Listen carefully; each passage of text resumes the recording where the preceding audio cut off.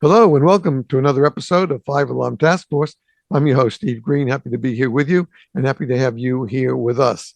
And our guest today is a frequent guest, frequent flyer, because every time he lands on Five Alarm Task Force, we learn.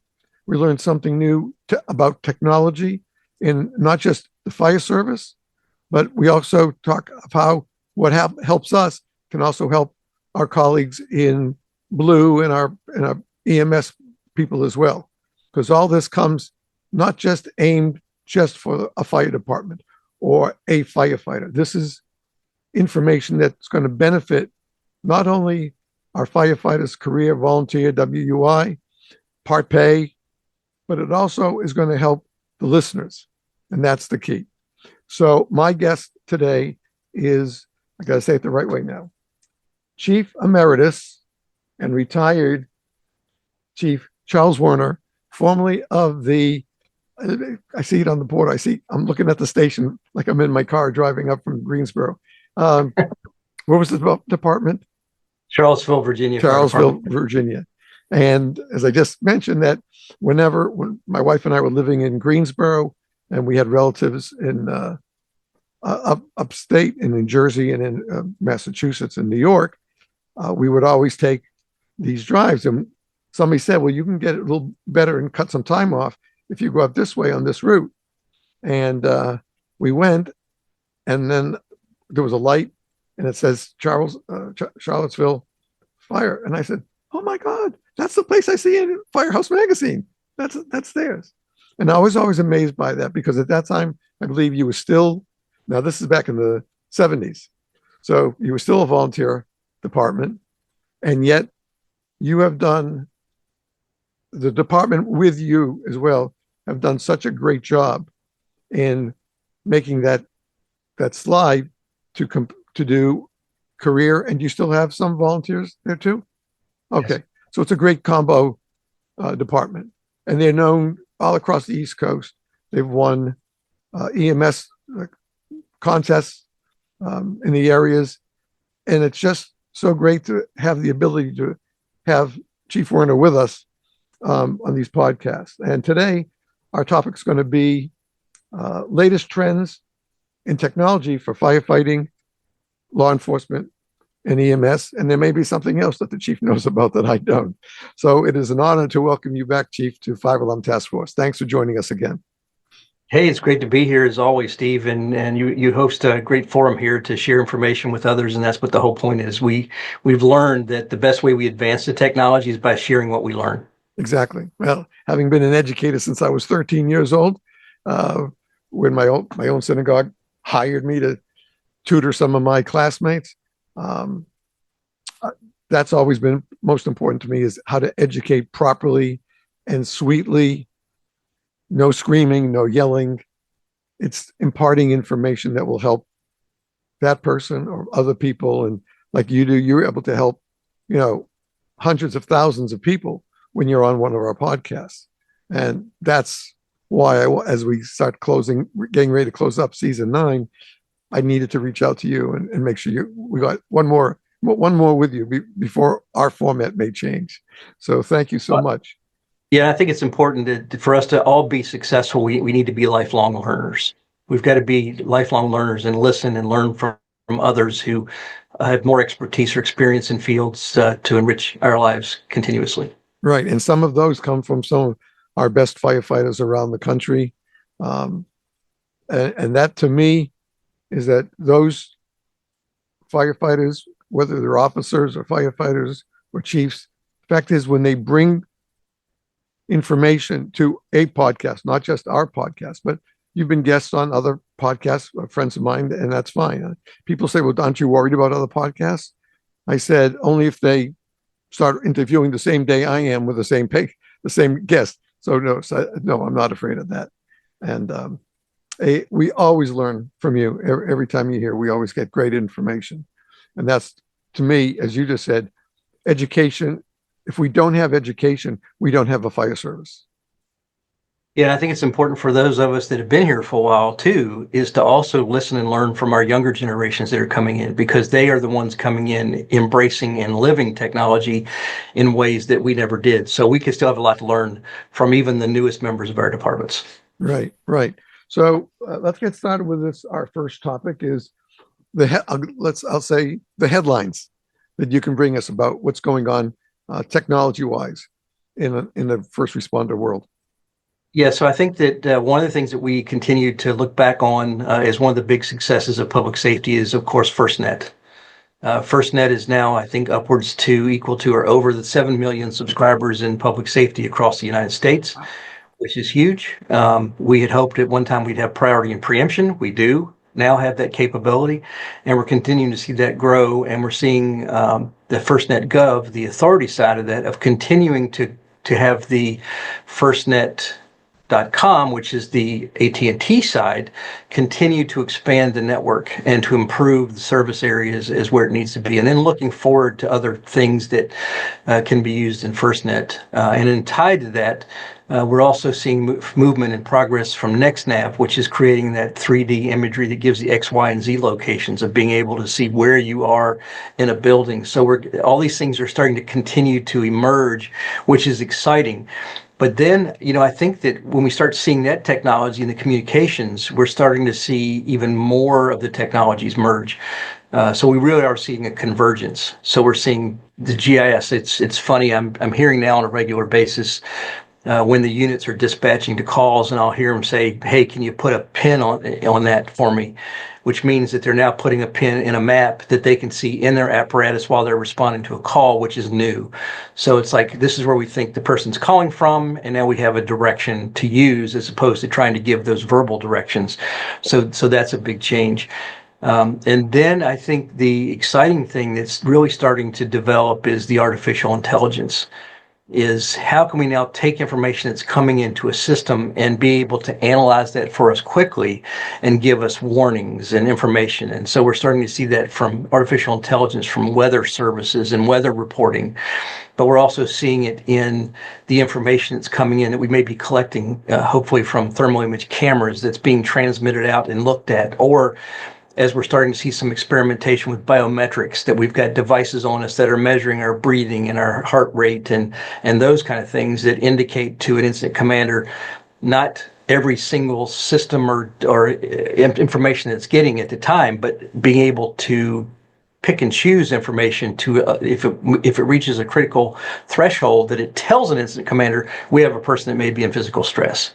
And only then do you start seeing those things come up. So I think that monitoring our SCBA systems, how much air there is that can be seen remotely, the transmission of a mayday, and then be able to do that geolocation of the person more quickly. All those kind of things are really starting to come together. I think we're going to see AI play a huge role as we get into EMS. And we're starting to do EMS measures and monitoring that comes in devices that we're capturing the signs and symptoms of a person as far as their vital signs, and immediately telling us certain information and giving recommendations of treatments.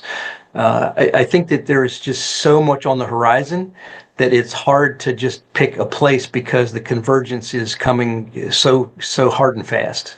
Right. You mentioned FirstNet, and I'm sure many of our listeners and viewers know what FirstNet is. But now we're seeing ads on TV for at least one or two other telephone carriers. I'm sorry? Public safety offerings from other carriers. Yeah. And one thing that's really important to identify here and clarify is that FirstNet is the only public-private partnership that gives true priority and preemption to public safety agencies. The others do not.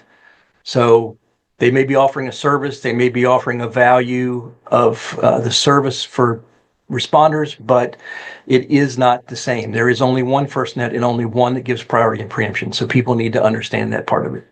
Right. And just for any listeners who may not know about preemption, could you explain to them what the value is for these two abilities from FirstNet? Sure. While everybody's out and they've used their phone at events, and you may be trying to transmit a video or imagery or something from that event, and you'll find yourself that there's bandwidth's not there and it doesn't go through. In these type of situations, when public safety is using FirstNet, it has a specific frequency band 13, which is specific to public safety, and it identifies those public safety users. And if there is an inadequate bandwidth, it will kick some other people off the system to allow them to be able to communicate during those emergencies where the spectrum is needed. That's very interesting. And I believe that this would be a big help for that to happen. Yeah, we just have to stay with what was built first, what was accepted by all parties. Basically, it's been been working, and I think that we have to learn. And I think what's important is that two old guys like us, who, as we said, we were both in the fire service way back in the 70s, yet we still happily trying to grasp new ideas and new innovations that let all of us, as first responders, do our jobs. We do them, but we can do them better with some of the technology that's coming to us in the not too distant future. Yeah, and one of the messages I would send, because I was involved with an emerging technologies panel, and we were talking about some of the dispatching, the public safety communications dispatching issues, and a number of the dispatchers were saying, we don't want any more stuff. We've already got too much stuff. And what I urge people to do is to take a step back and say, okay, if you have a chance to influence it, what do you want it to look like? How do you want it to help make your job easier or better? Because now what we're seeing, for example, is you know how we do the calls now can be tied to CAD and they can do an automatic verbal dispatch. So it's a digital dispatcher. And what that's done is it's taken a load off of somebody having to dispatch the calls and let that person be assigned to monitoring a tech channel so that they can listen to an actual operation. So they've enhanced the ability to continue the operation as it is, to function the same that we know it, but to free up a person that could be used for another possibility. And what I also said is, look, if you're a law enforcement dispatcher and you're taking a call, or you're just a call taker and your call is reporting a crime or somebody attacking somebody, do you want to sit down and take the information and a description of a person, or would you rather have a photo? Would you rather have the video? Would you rather have a snapshot of the car and the license tag that you can send out to everybody at once? So now you've done it, and there's no more repeating that. This is the description of the person. This is the license tag. It's all out and has been transmitted by the push of a button. So think about those things not in something that's going to overload a system, but how can it help to alleviate some of the things that you have to do? Right. And we know that across the country, dispatches are at a level that we need more. And again, part of it's because it's not that they don't like the job, but forced overtime, not enough in the room so that maybe the 2 or 3 dispatchers that are there are taking more than they've ever had before. And again, folks, you have to remember that once a dispatcher dispatches a unit, whether it's fire service, EMS, or law enforcement, when that dispatch goes through, that doesn't end their job. They are going to either that same one who dispatched you, or what they call the pickup, another operator in the call center will pick up as the equipment starts driving towards the scene and giving them the information. And the problem is, and if you're not in the fire service or law enforcement or EMS, your mission or what you're about to do can change in less than a second. And you have to be able to adapt and overcome. And I think that the concept of AI, especially with diagnoses for EMS, and not just diagnosis, but we can see physically what is wrong with that patient, whether it's inside them or outside them. We still will have that ability, but it's all on just a couple of people in a large community. And, and because they don't have enough, the ones who are staying have to do overtime.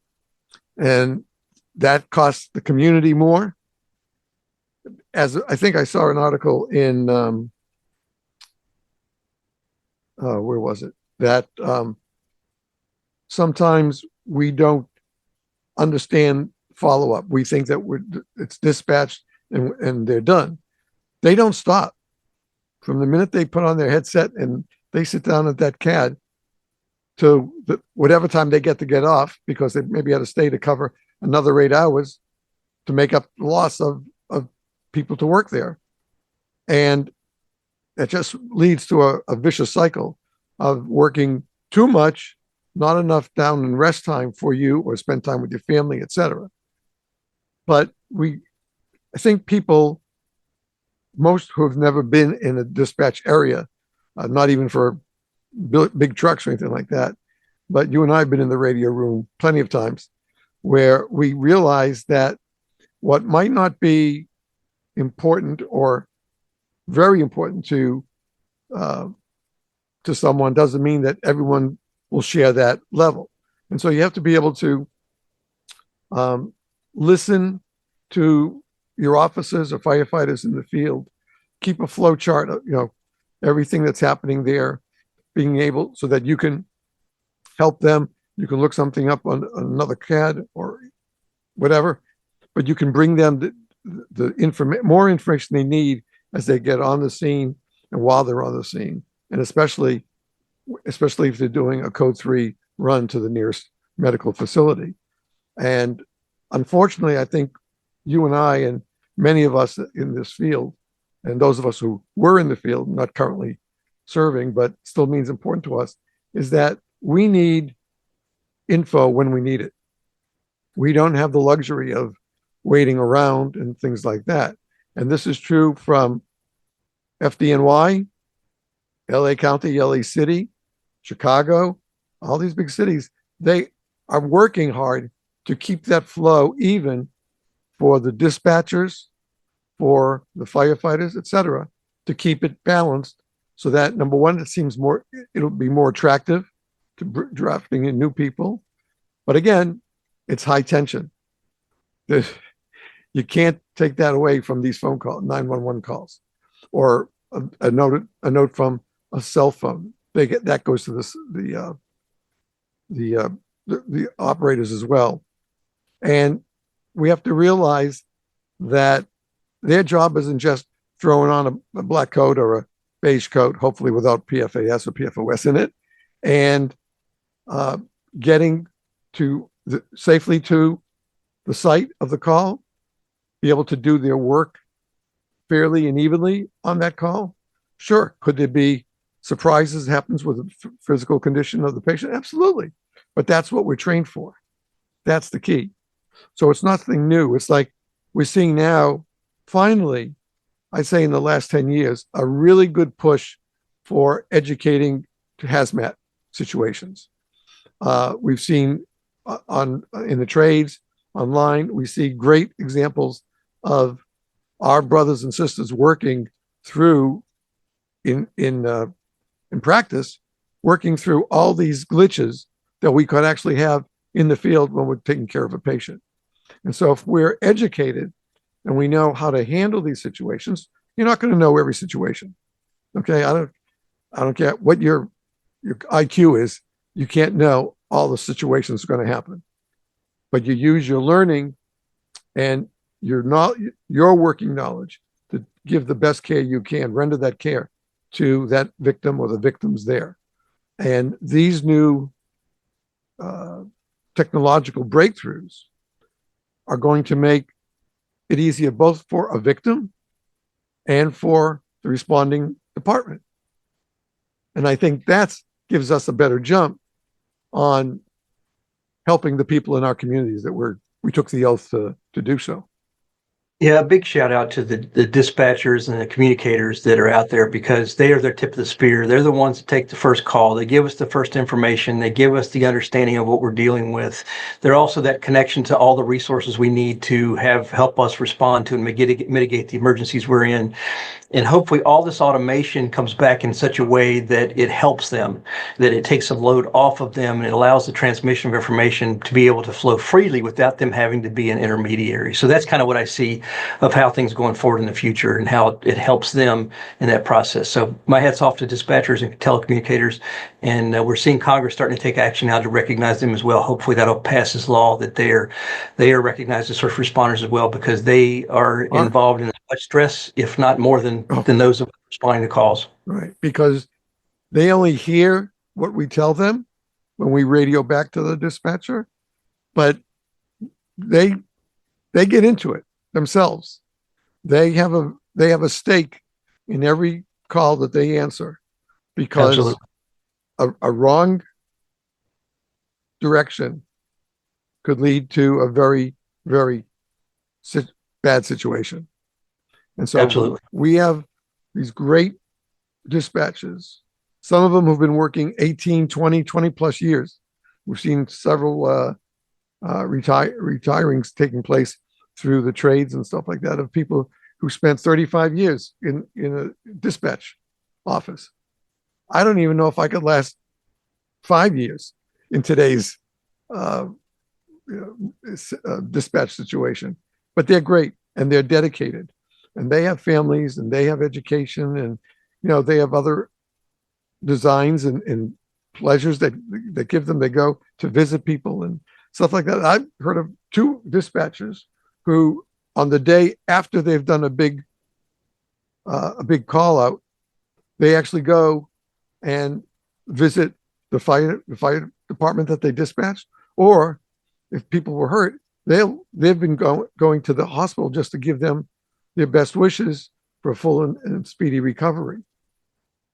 How many of us as firefighters, what's the percentage you think that we do? Yes, some of the TV shows show us, hey, we're going right back to the hospital, check out the people and make sure. But we got to be honest, that's not always true. So we need the best of the best to sign up to work in a first responder unit. And we get the best out of that because we have good dispatchers, we have good communicators, and we know our job, and you help them with their job. And hopefully the team working together is able to take care of this issue safely, quickly, and with a great outcome. Absolutely.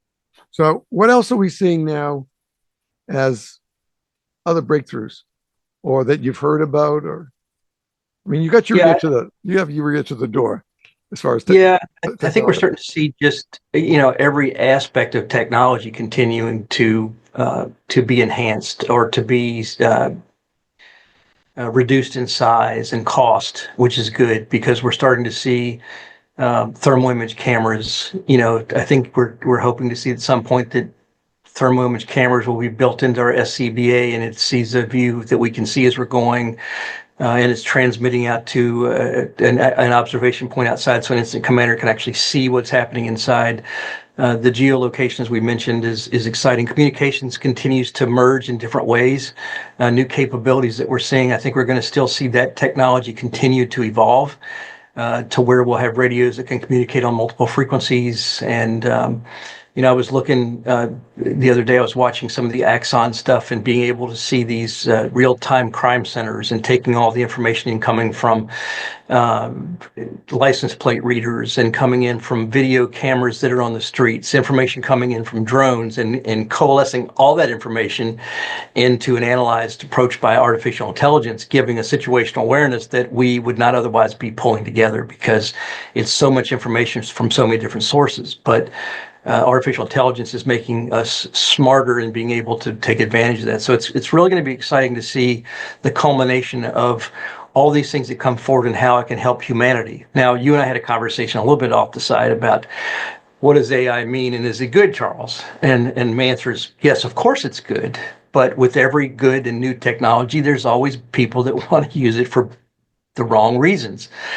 And I said, well, Steve, if you remember Terminator, if we look at giving AI, we want to be careful not to give it the instructions of saying protect the planet at all cost.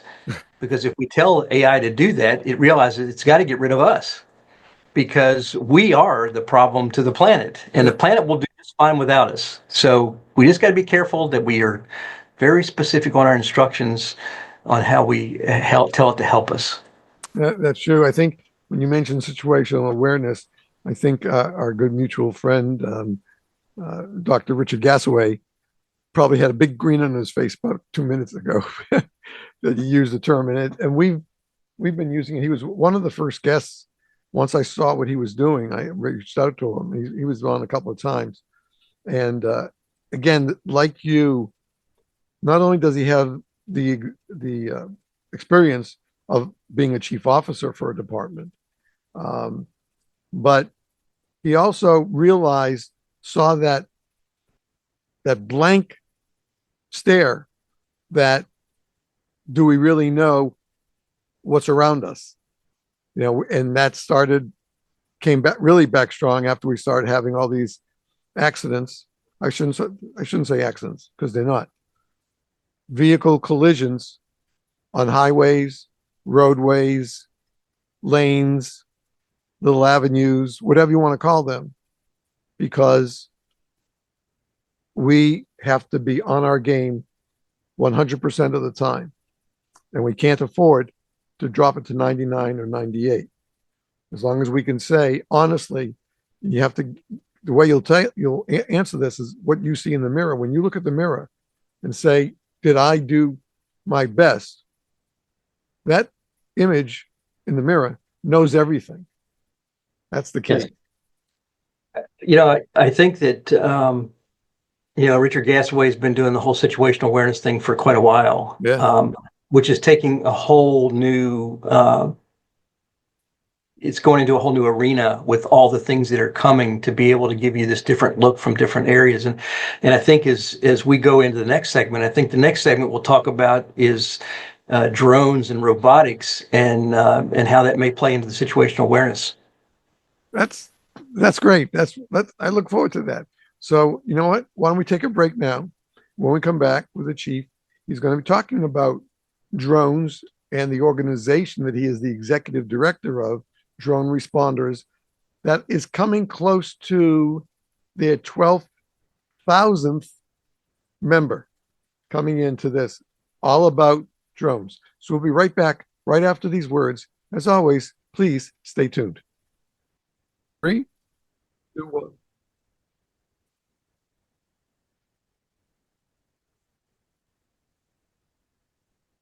Hello and welcome back to this episode of 5 Alarm Task Force with our guest, Chief-Emeritus, retired Charles Werner, formerly with the Charlottesville Fire Department. You probably still have connections there, right, Chief? I do. Yeah, and well, you should. Well, you should. You were the garden tender, and you brought them to where they are today. Yes, I know you retired earlier, but it's your influence, how you taught them and what you showed them.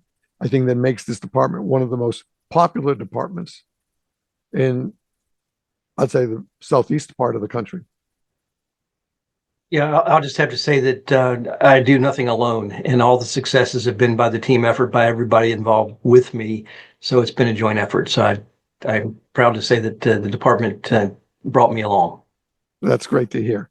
So just before we took the break, we started talking, you hinted at talking about drones themselves, and of course the organization that you are the executive director for, Drone Responders.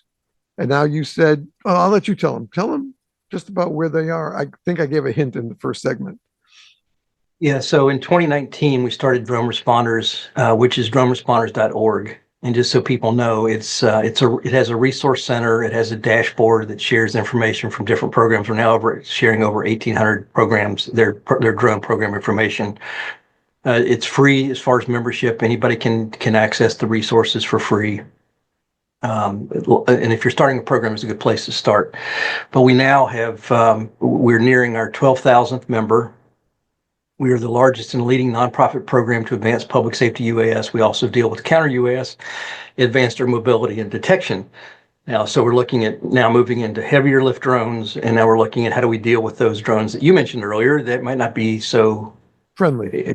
well intended. Right.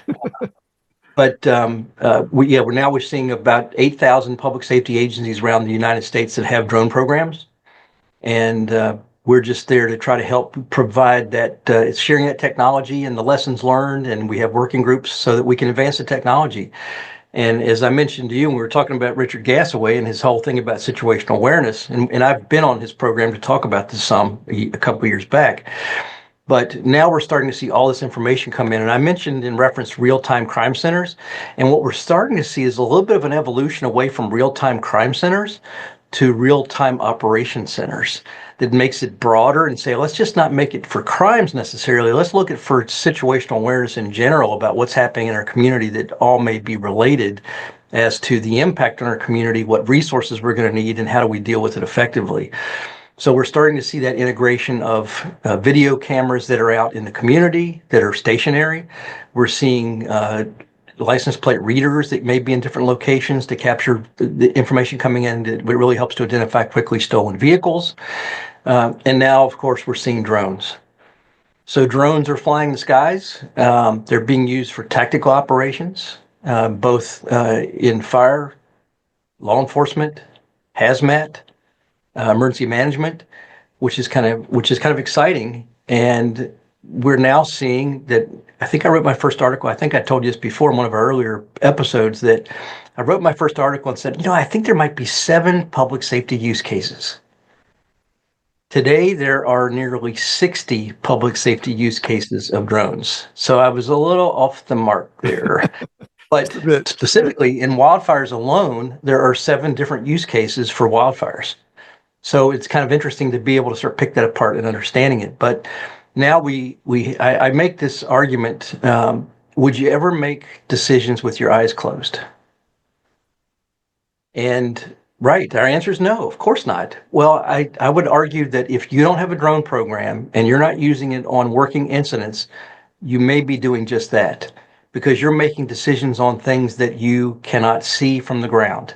You're not getting all the information from a virtual 3D type of environment, 360, and now all the way up in the sky looking down. Now, in the past, all the public safety agencies were not privileged to have aviation assets. They're too expensive. Helicopters cost millions of dollars, so the ability to do some of this stuff was unheard of. But now drones costing thousands of dollars can be purchased and provide real live streaming information directly to an incident commander. And it's kind of exciting because it can go back from a visual optics to thermal.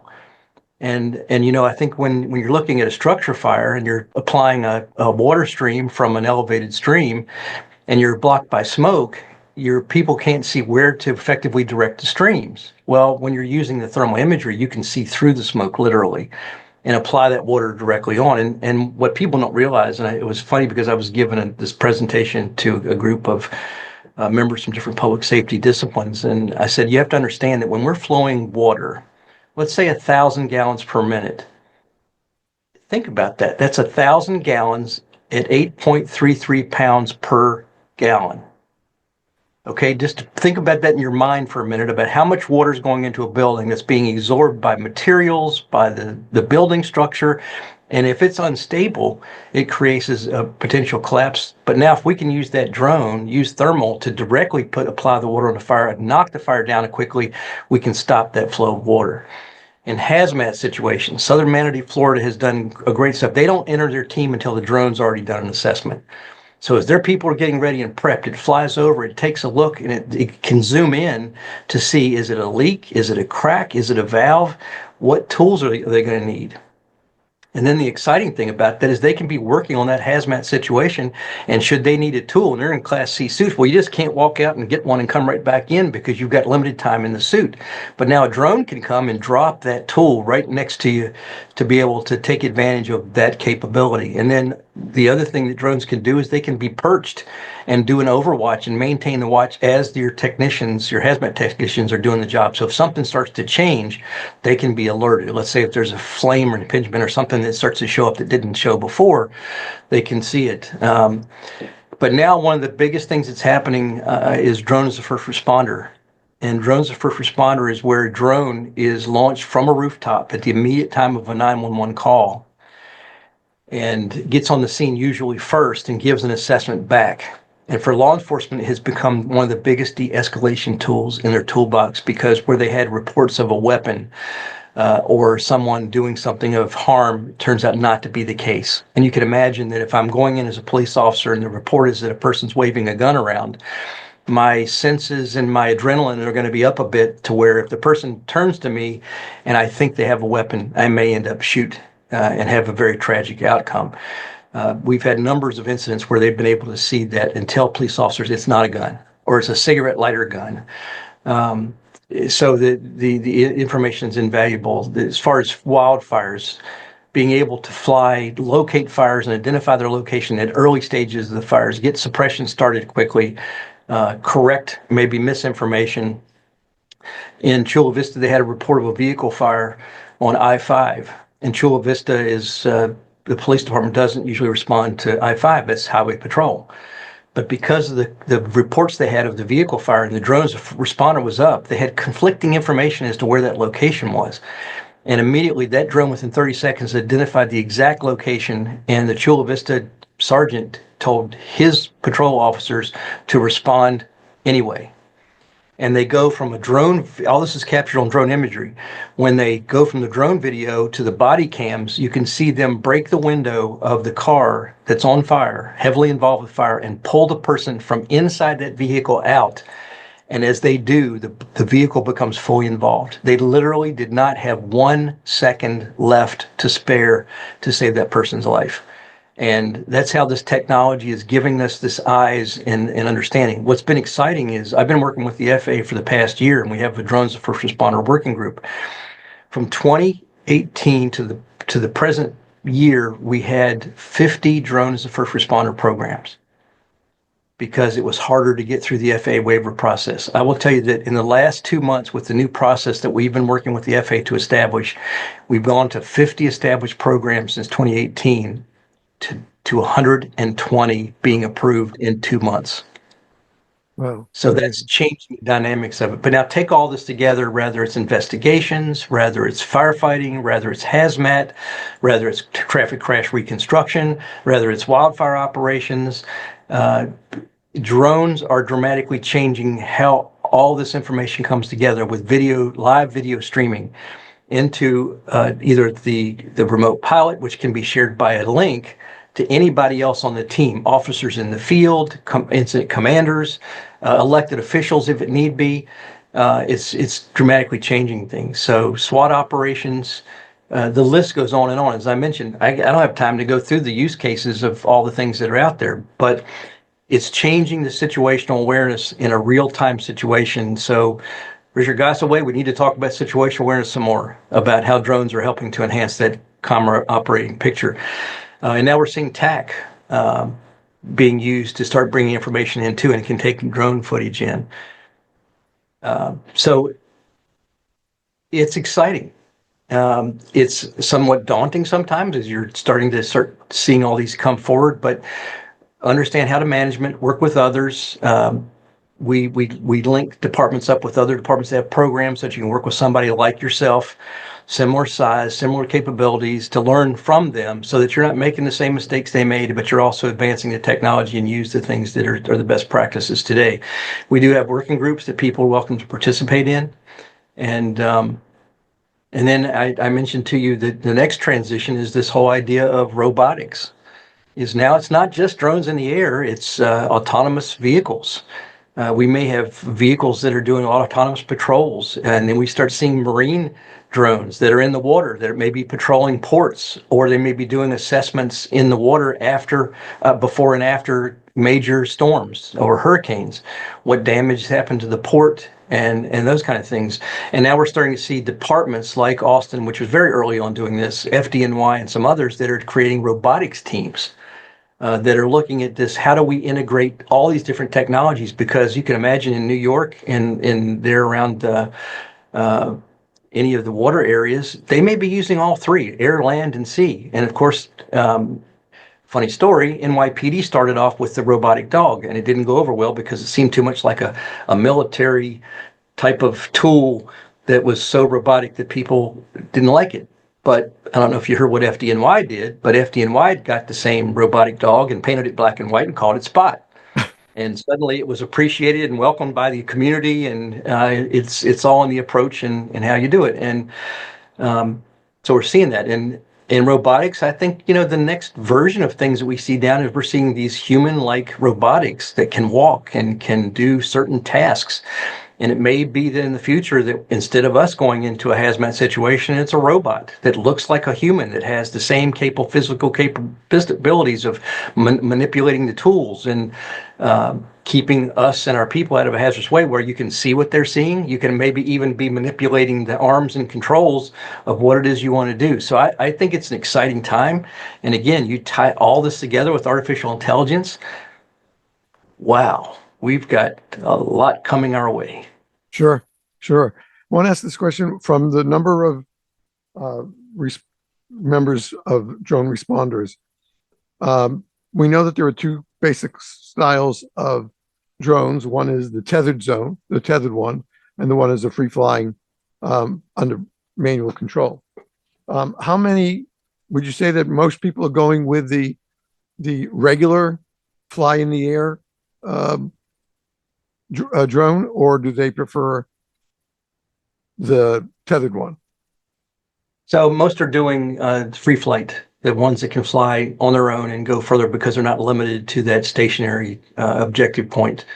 What we're seeing is that some places are using the tethered especially to arrive first and get a really quick look of eyes on by just putting up in the air and getting that overhead view. It's also good for long events. If you have a standoff or a hostage situation, that you can set that up, and it allows that oversight and perimeter because it can continue operations because the power is provided through the tether, so it doesn't require return to home and replacing batteries. So it does help a great deal of logistics. I know that PhotoKite, for one, also has the ability to flip back and forth between visual optics and thermal, so you can be right there looking at what does it look like and change it just by switching a button. So there's a lot of advantages, but it really comes down to what's the purpose of the drone. Some places are doing a combination of the two based on what they want to do with it.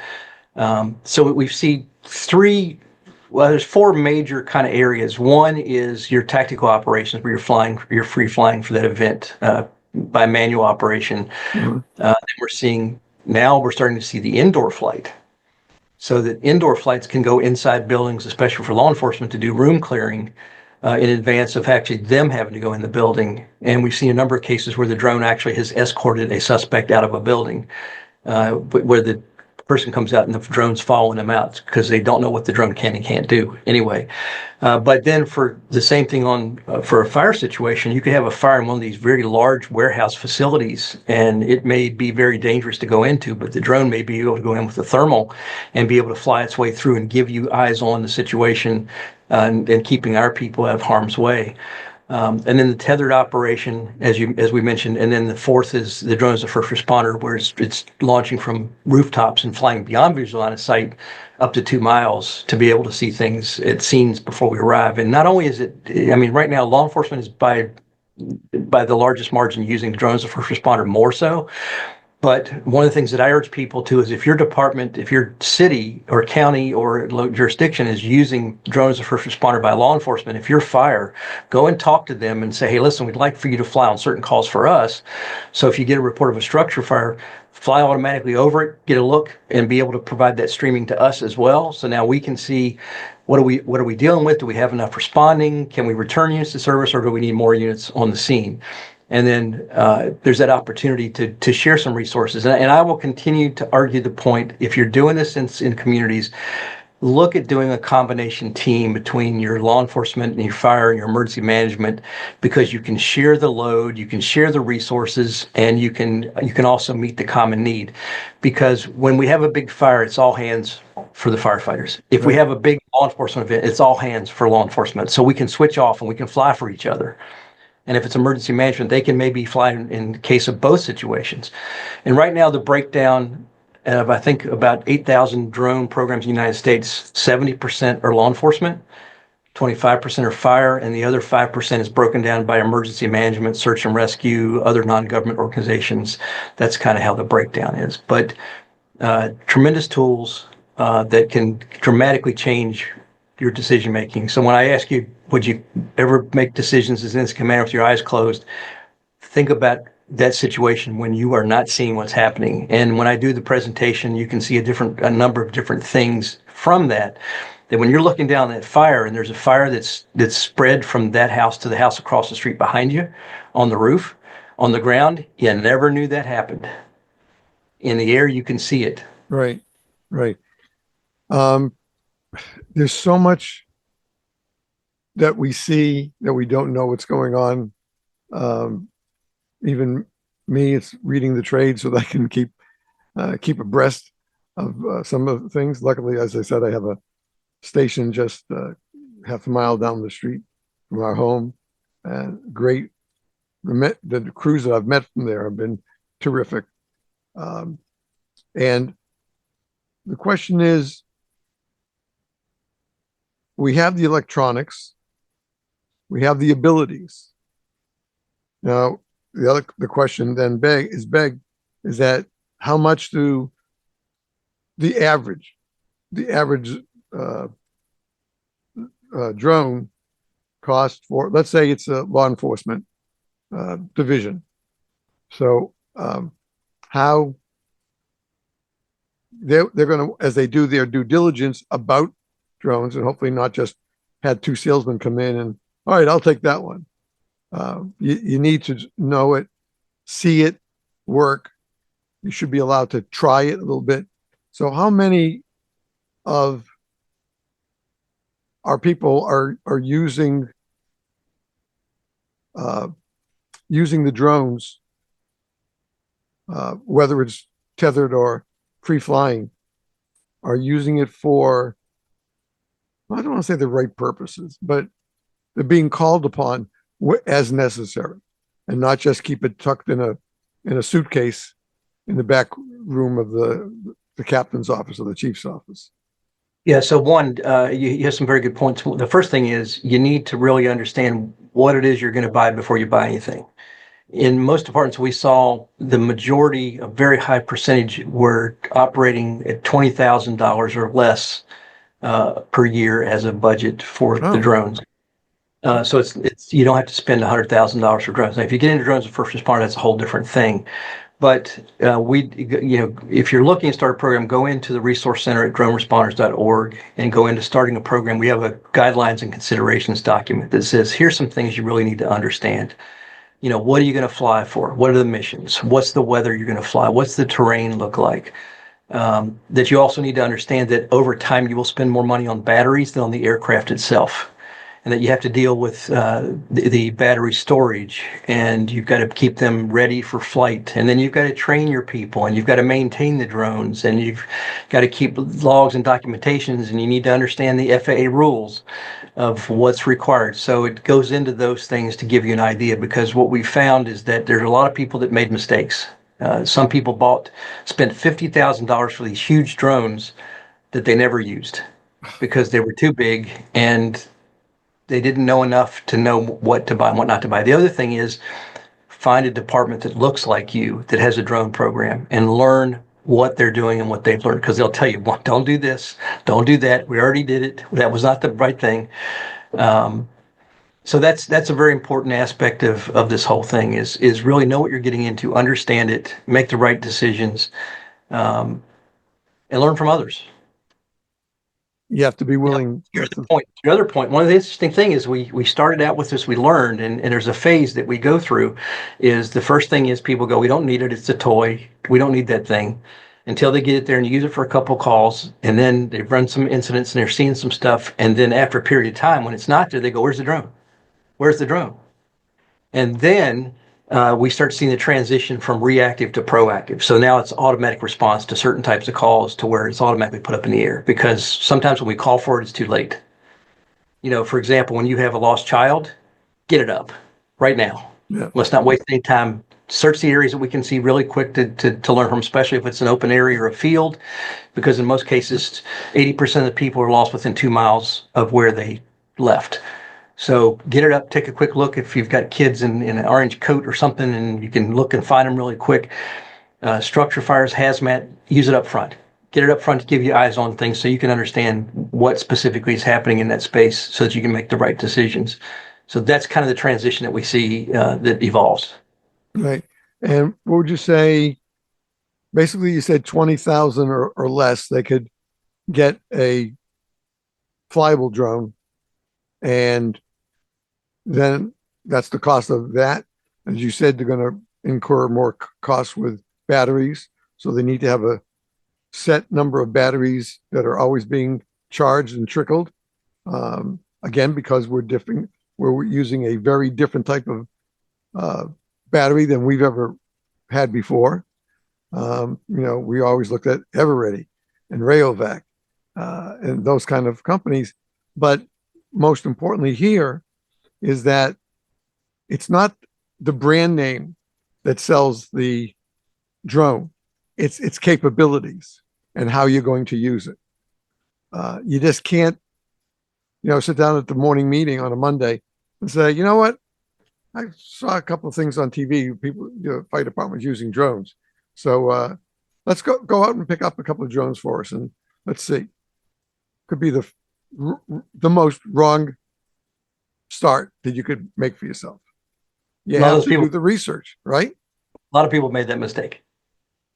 So does drone responders as a group, with this many going on to a 12,000th member, how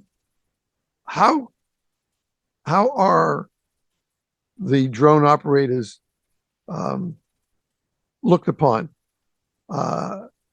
Is there I hate to use the term jealousy, but maybe envy, that firefighter has got the cool job because he gets to fly the drone and we're still humping some 5-inch diameters to make a connection. How do we handle a situation like that, Chief? Well, I think one is it's opening the opportunities to more people to potentially be remote pilots. One, but as we know, for anything, everybody is not capable of being a remote pilot. You have to have certain skills. You have to have a certain amount of attention span. You've got to have the manipulative control capabilities. Where these younger kids coming in, it's like they can do it in their sleep, because they're used to doing these games with manipulating their screens and their phones and that kind of stuff. So I think I think people realize, they see the value of what the drones provide. Is that when you start seeing that thing, when the drone doesn't come, people are like, where's the drone? Where's the drone? Where's the drone? You realize they have this appreciation for it, and it was an interesting evolution to watch. And at the same time, there are a lot of older people that are flying now. Understand that when you become a drone pilot, you are a pilot in the national airspace, no different than a person on a manned aircraft. You have the same responsibilities and the same safety requirements to be doing as them, because you're flying in their airspace now. But I think some of the older people that we're seeing, I talked to a number of law enforcement people that are flying drones that are now in companies and doing stuff. And I'm like, did you ever think you're going to be doing this? And they're like, no, I didn't think I'd be flying a drone now. And they're leaving their retirement with this whole new aspect of what they're doing in the public safety community. And it's very exciting to see, because it's just new opportunities for us to be able to take advantage of the technology to serve our disciplines better. Right. That's what it's all about.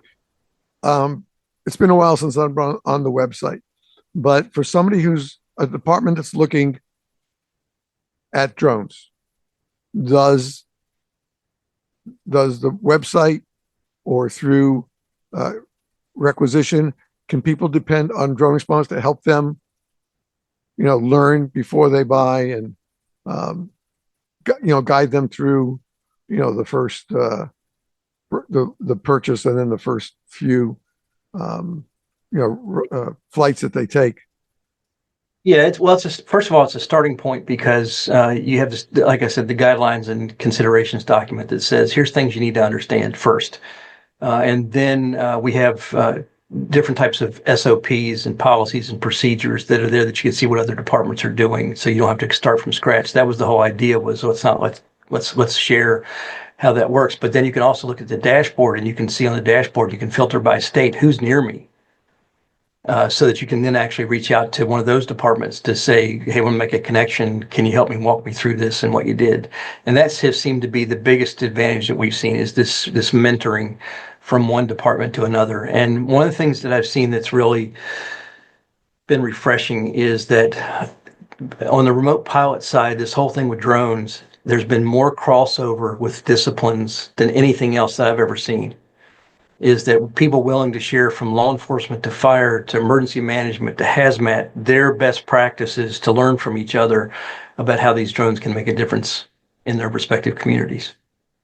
That's amazing. And I think that when you really think about it, and our listeners and viewers, if you're not in the fire service or law enforcement or EMS or any other level of public safety, you're going to say, well, what do I do? How do I do it? Who's going to help me? Where do I find more information and what I can do? And I think one of the things that I heard somebody mention was that one of the best things they could do is read up on drones, how drones work, et cetera. Get a little taste of it without spending any money for it, because the website is free. And they can gain some of that first footing to the point where after, maybe 4 to 6 weeks, they feel more comfortable to start looking at a drone and what that's going to take, and, cash and everything like that. Yeah, and we do a monthly webinar with the FAA. So we'll come through and give the latest regulatory updates, but then we're also open for questions and answers. So people that are starting programs and they want to have more information, those webinars are also free. It's the second Wednesday of each month at 4 p.m. And again, you can come to the website, you can join, you can see how to register for that.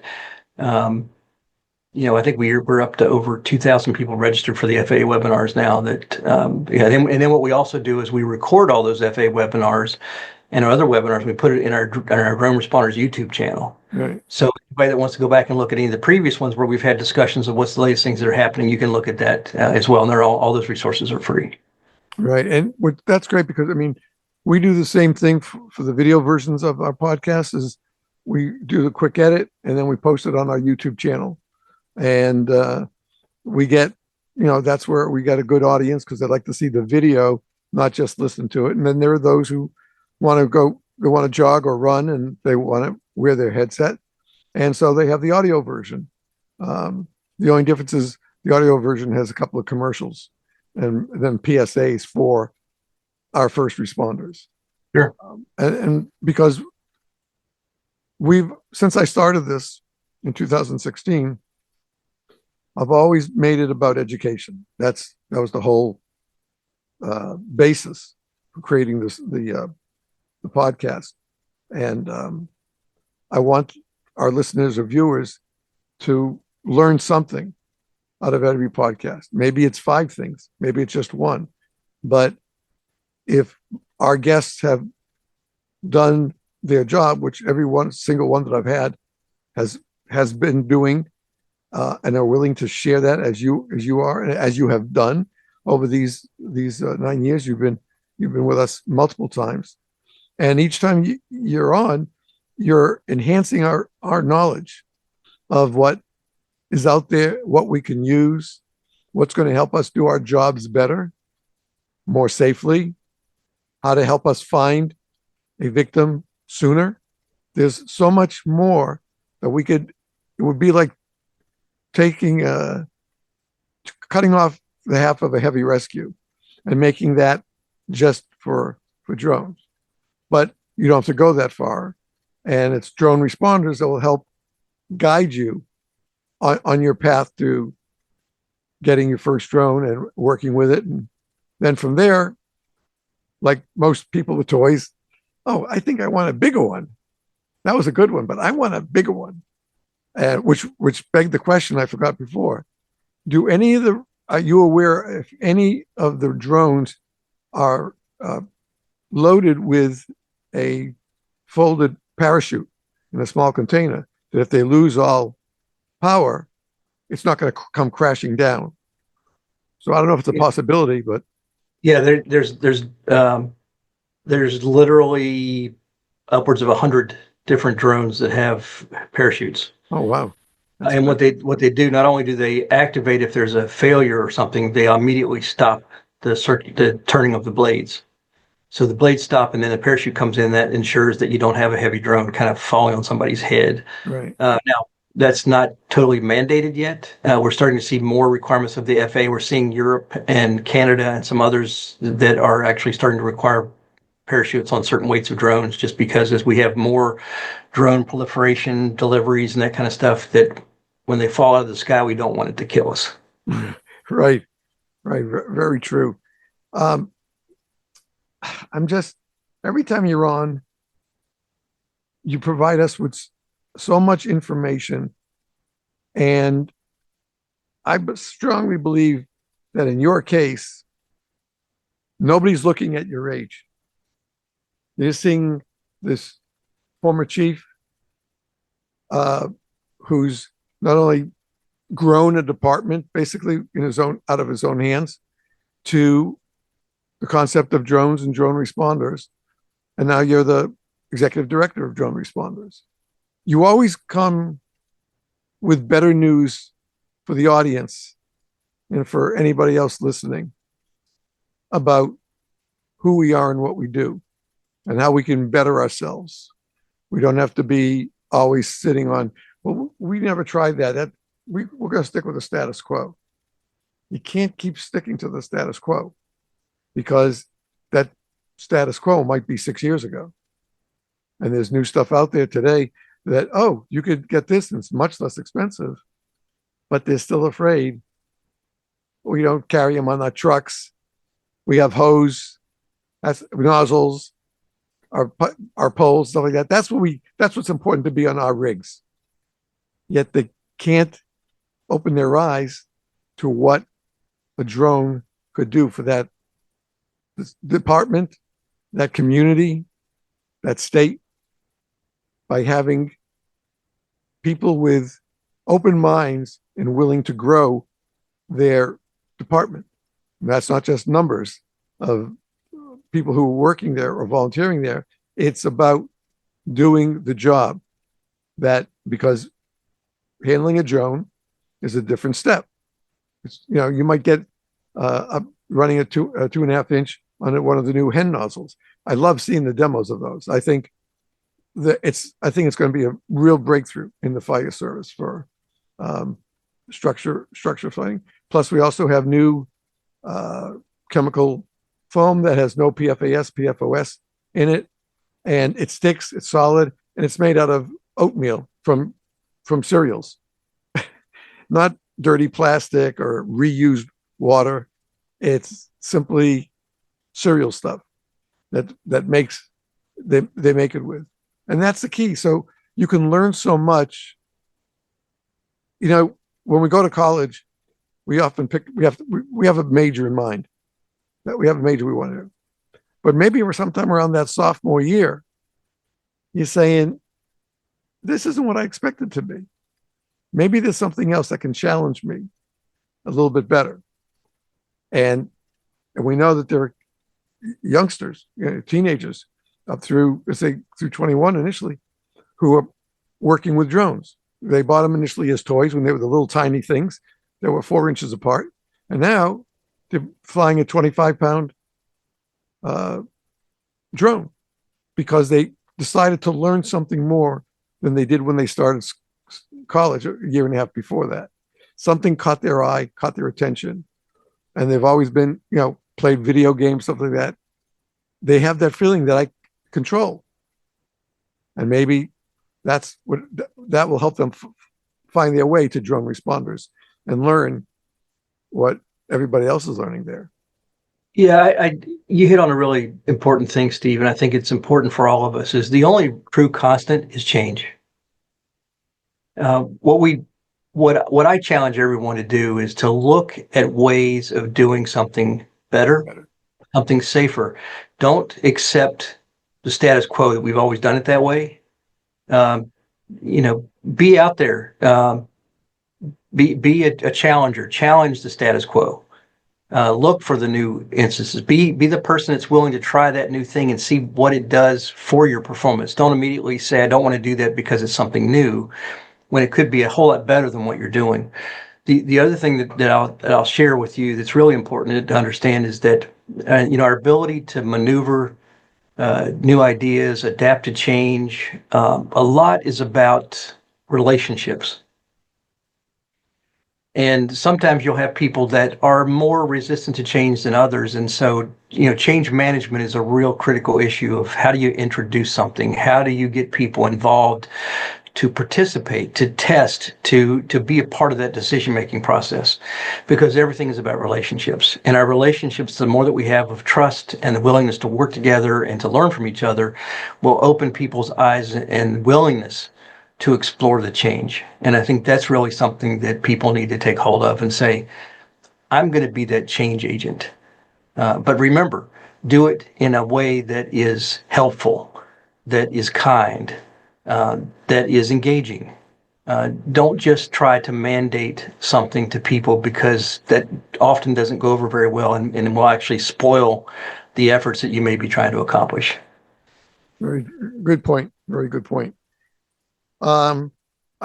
Again, I have to thank you. You have been such a loyal guest, but a friend. When I get to talk on the phone sometimes with guests, I like that because it's still a little bit more personal than just doing an interview for the podcast. But you've always been here for us, and I don't have the words to thank you appropriately for what you have added to this podcast over the years. Yeah, and I think, Steve, your thanks is the opportunity to be here with you. That's thanks enough for me, is to be here because you have been this force to bring information to the community and share it with everybody such that they can learn. So you've been this encourager of continuous lifelong learning. You continue to challenge the status quo. You bring the information out so people can see new ideas, thoughts, and processes, and you are making a huge difference in this community. So I give you my thanks for the opportunity just to be invited and be here with you. And most importantly, I appreciate your friendship. Well, as do I with you, and I truly appreciate that. All right, so we're going to kind of wrap this up, folks. If you're watching the video, this will be the end of the video. If you're listening to the audio version, there's more on the audio version than on the video on our YouTube channel, which is the name of who we are, 5-Alarm Task Force Corp.org. And you can always find us there. Chief, again, my sincere thanks and my gratitude to you. I don't know. We'll see if we can squeeze out another one, depending on what happens in the middle of next month. So I'll be glad to come back on again and talk with you some more. We can dive deeper and see where it takes us. But again, thank you for your leadership, your innovation, and your vision, and your willingness to be here to share it with everybody else. It's, to tell you the truth, it's my pleasure. That's what it is. So, folks, we're going to take a break. This will be the end of the video. If you're listening to the audio, just stay with us. We'll be right back after a couple of public service announcements. But remember what almost every guest has taught here, which is take care of yourself, be contributing to your community, whether it's fire, EMS, law enforcement, could be the tow driver, could be the road ranger. All these people are around for one thing, to help you, us, be safe. And that's what we have to remember. Yes, some do it out of the goodness of their hearts as volunteers. I spent 8 years as a volunteer. Unfortunately, it cost me being able to because of an injury, caused by another firefighter. But the fact is that I've not met over these 40 years or so, I've never met a sour-faced firefighter. I've seen a firefighter upset about something, but in general, and I've visited firehouses all over the Eastern Seaboard, sometime in the West Coast. Went out there too, visiting as many stations as possible just to see what they're running with, etc., the numbers, the people, etc. And from that, I learned how to kind of shape the podcast the way I wanted it. And I would still do it if I was physically able to visit these firehouses. But don't be afraid if you're not in first responder. Don't be afraid to knock on the door at your local firehouse. Maybe bring the kids, because they love to see people coming in. Sometimes they have open bay days where the big garage doors are up, the apparatus are on the tarmac right on the wall in front of the doors, and you can talk with firefighters. They'll put them up, they lift a small kid up on the seat, or giving them a plastic firefighter's hat. That's what this is all about. Both the chief's goal as a chief for all these years, guiding a terrific department that started as volunteer, became part volunteer, part career, and they still work and they still get along. Everybody would say that system could never work. But having known about this department, Charlottesville in Virginia, and having the opportunity to go by it, and I think we stopped once, but it was a short time because my wife didn't want to stop because she's tired of all my fire interest. But they make it work. And any other station that has mixed crew, you can do it too. Just remember, we're all human. We all have emotions, but we're there to do a job. 2 levels of job. Learn more about what we do, and then use that information when you're on a call that you need. That's what I call success if we do it that way. So, Chief, thank you so very much. I appreciate it. We had a couple of bumps and bruises getting to this interview, but I'm glad we were able to make it. And you just bring so much to the audience about learning and the technology that the fire service. We don't have horses anymore. We don't have horses pulling our wagons, the steam wagons. So maybe things are going to change in the fire service along that jump, especially with doing it with drones. And there's a lot more coming, as the chief has said. So thanks for tuning in. Remember, please take care of yourself and each other. We'll be back with another episode very soon. Stay safe and stay well.